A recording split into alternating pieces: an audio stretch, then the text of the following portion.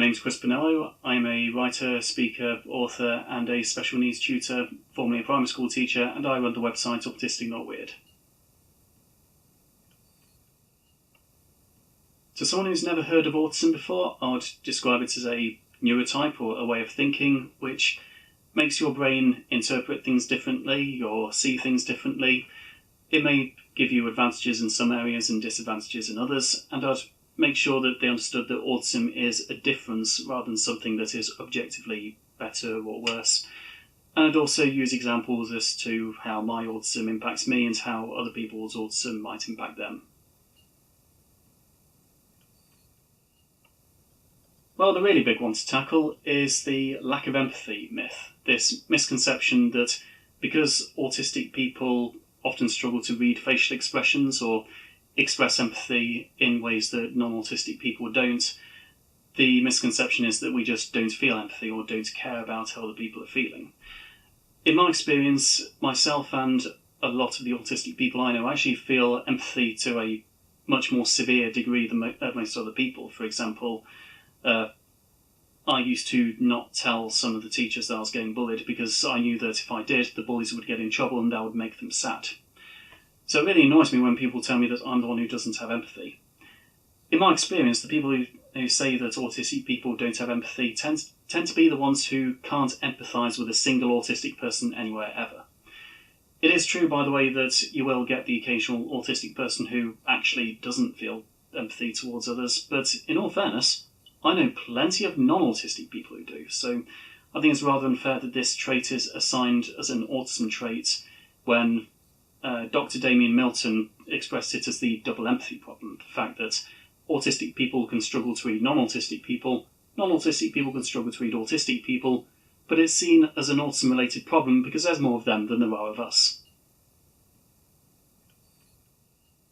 The one that strikes me the most for me personally is struggling to read comfort zones, because people often don't say what they mean, they say something slightly different to what they mean, and rely on people like me to read between the lines and work out what they're actually feeling. It's all very confusing when I'd rather people just say, I like this or I don't like this. I'm a lot better with comfort zones now than I was 10 years ago, largely because me working as an educator and working with people and also knowing people who are often very vulnerable, it's forced me to learn about people and how comfort zones work and how people communicate that they're uncomfortable with something. But that's something that I'm not instinctively good at, and it's led to a lot of misunderstandings. I've lost quite a few friends over the years, and that's the case for a lot of other autistic people I know as well. Also, my anxiety is a big thing that I struggle with, which isn't literally autism related, but at the same time it is, because sometimes the autistic brain is neurologically wired to feel more anxious than the neurotypical brain, but sometimes it's not. For example, I don't think that I was born being more susceptible to anxiety issues than the general population. My anxiety was done to me by other people. Honestly, in my case, not really, but a lot of autistic people do. Friendships can often be very complicated. The expectations within friendships can be very complicated, especially if people aren't being very specific about what they like, what they don't like, what their comfort zones are. And often our experience in terms of trying to work out what the rules are for socializing often leads to a kind of trial and error experience where we try to have a guess at what people might like and not like, and trying to change ourselves for other people, which often we're not very good at, and it just makes things worse. Personally, through the years, I've been okay with finding friends, but when I was a child, I worked a lot better with having a small number of very close friends rather than a big group of people who I kind of only vaguely knew.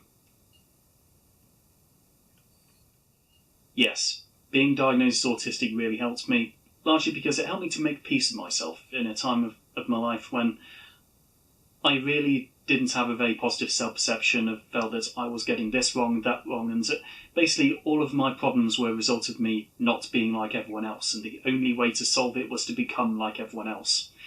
getting an autism diagnosis helped me to realise that I wasn't the wrong kind of person just because I wasn't like everyone else. And in fact, it helped me to realise that me trying to become like everyone else wasn't helping me. It was actively damaging me. Why? What's so good about it? I mean, I don't think that being non-autistic is this land of milk and honey where no one has any problems ever and it's the superior way to be or any of that crap. I think the only way that autism is seen as a problem above all else is because historically it's always been defined by what is wrong with a person, what is wrong or deficient or defective, rather than the actual strengths that it gives you. I mean, I have strengths and I have weaknesses, and the last I checked, humans in general have strengths and weaknesses. So it's almost like being autistic is just another way of being human. I would love to get rid of some of the weaknesses I have. I'm pretty sure plenty of non-autistic people feel the same way. But I don't think becoming non-autistic is the right way to get rid of your problems. I think that's, metaphorically speaking, throwing the baby out with the bathwater. As much as I want to overcome some of the difficulties I have, I'd rather not lose my whole personality for it. I often say, I've been quoted as saying that it's not my goal to turn an autistic person into a non-autistic person. It's my goal to turn an autistic person who struggles into an autistic person who doesn't struggle. Well, I do these days, but that wasn't the case 8-9 years ago when I was getting anxious and failing job interviews for a living, and I was pretty much helplessly unemployed because no one would give me a job anywhere. And because of that, my self-esteem plummeted, and I felt like I was the one person who didn't belong in society, that everyone else just had their place at the table, so to speak. Everyone else had this automatic place granted to them in society, and I was the one who had to carve out my own place because the world wasn't built with people like me in mind. The thing that changed was when I found myself in a position where I could play to my strengths, where I could understand who I was, what I was good at, and where in the world I could do the things that I was good at. Well, I wish I could give a positive answer to this one. The tide is turning in the right direction, but unfortunately that's the thing with tides. They, by definition, take a long time to turn. Historically, autism has always been defined by its weaknesses rather than by its strengths. People have always seen autism as something that is inherently bad rather than something that comes with strengths and with weaknesses. And whereas these days you've got companies like Microsoft, for example, who are actually looking for autistic employees and hiring people because they recognise the strengths that exist within autistic brains, we've come a long way, and things we've had to come a long way.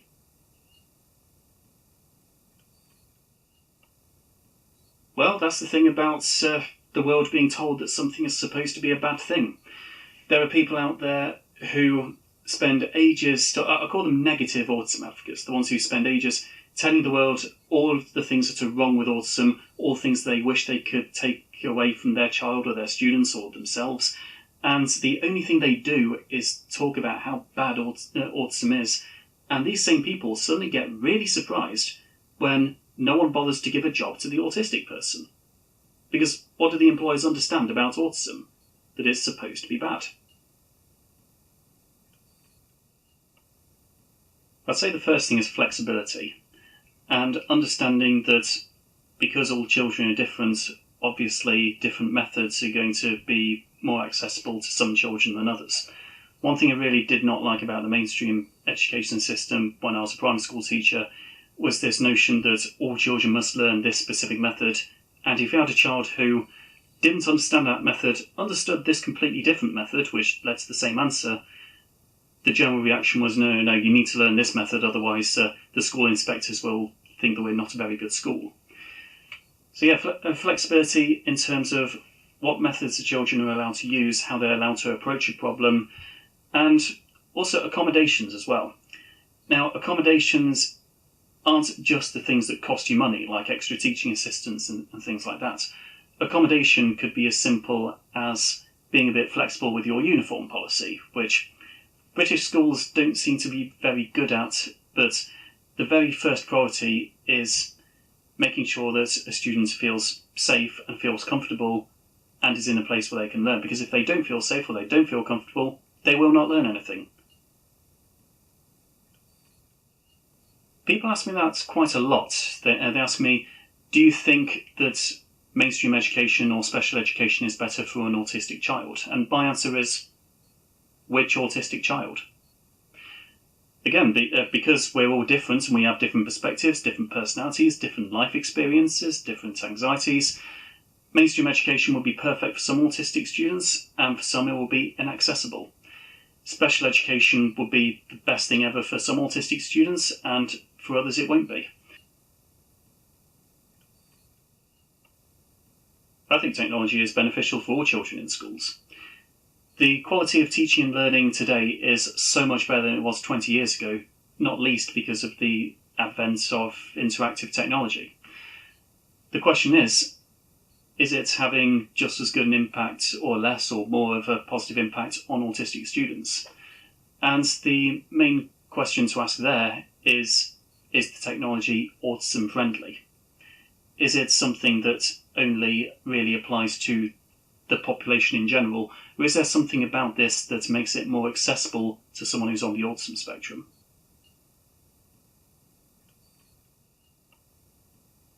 No, I'd feel more comfortable interacting with a human who understood me for who I was. Robots and technology can be quite helpful for autistic students, not least because robots and computers have rules. Often people do not.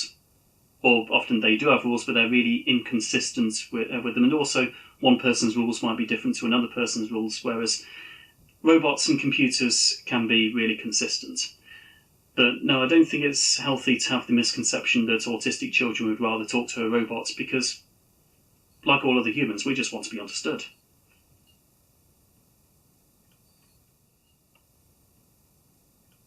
Again, it really depends on the person. It'll be extremely helpful to some, others it might not have much of a positive impact on.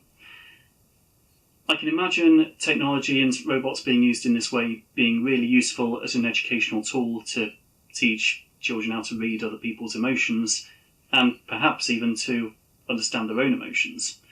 It can never be a substitute for actual human interaction and should never be intended as such, but I can imagine it being a helpful tool that can add to some, or contextualise the learning that is happening in their everyday lives. Probably how to get past the barrel trap towards the end of Carnival Night Zone Act 2 for Sonic 3, but also the boss at Underground Act 3 for Sonic 2 for the Game Gear. I would have loved some advice on how to get past those. And the sad thing is, I really tried to come up with a better answer to that question, but the thing to take from it the most is that whatever we design a robot to do in order to help an autistic child, it's got to be something that is actually relevant to the child, that actually links with something that the child is motivated by.